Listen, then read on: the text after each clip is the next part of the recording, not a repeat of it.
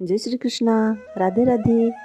आइए सुनते हैं माघ माह की कृष्ण पक्ष की षटतिला एकादशी की कथा, श्री भविष्योत्तर पुराण की कथा।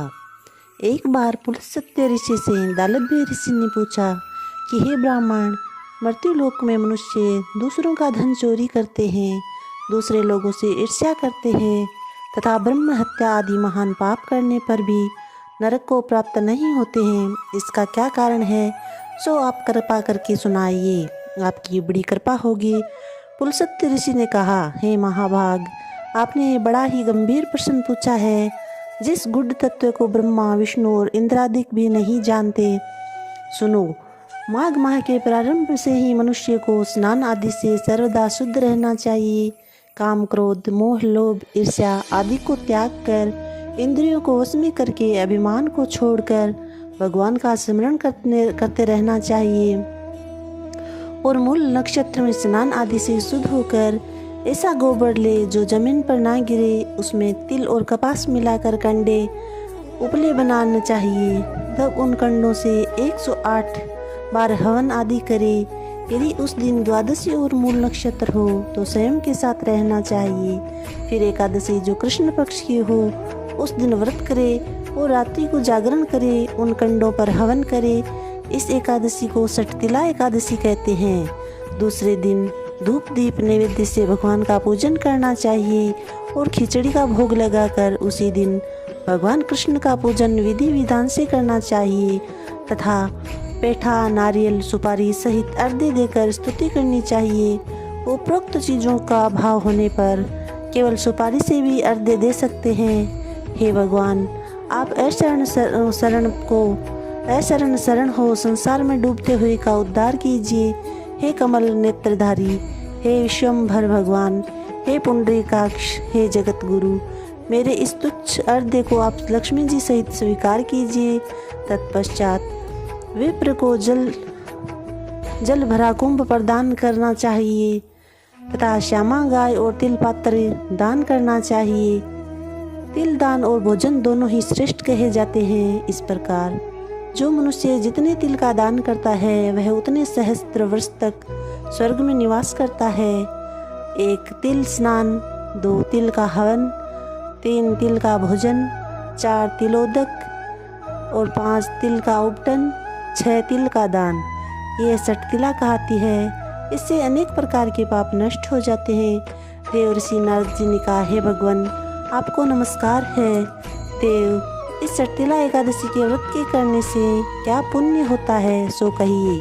श्री कृष्ण जी ने कहा, हे नारद मुनि, मैं तुम्हारे सन्मुख आंखों देखी घटना का वर्णन करता हूँ, सो तुम ध्यान देकर सुनो। प्राचीन काल में मृत्युलोक में एक ब्राह्मणी सदैव व्रत किया करती थी।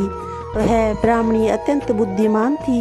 एक बार वह लगातार 1 माह तक व्रत करती रही, जिसके कारण उसकी देह अत्यंत दुर्लभ हो गई।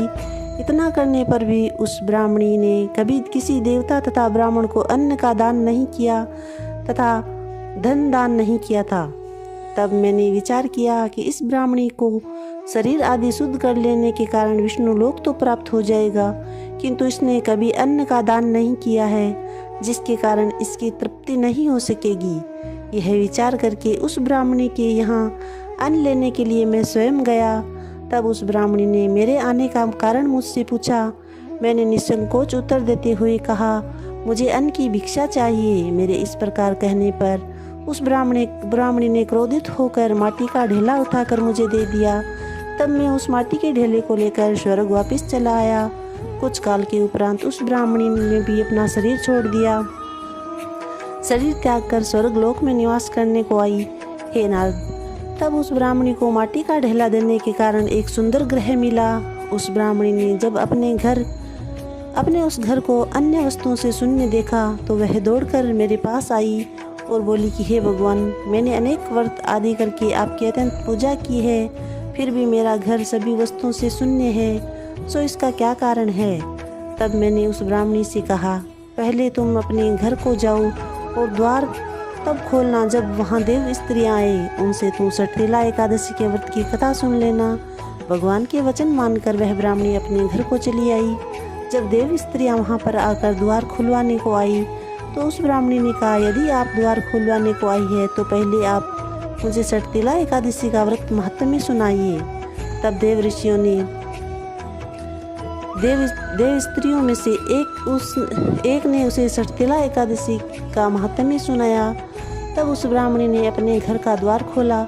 तब उन देव स्त्रियों ने उस ब्राह्मणी को सब स्त्रियों से अलग पाया। फिर उस ब्राह्मणी ने सटतिला एकादशी का व्रत किया, जिसके प्रभाव से उसका घर भी धन धान्य सोना चांदी आदि से परिपूर्ण हो गया।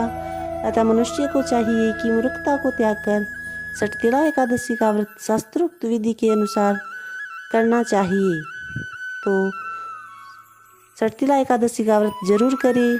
जय श्री कृष्णा, राधे राधे, थैंक यू।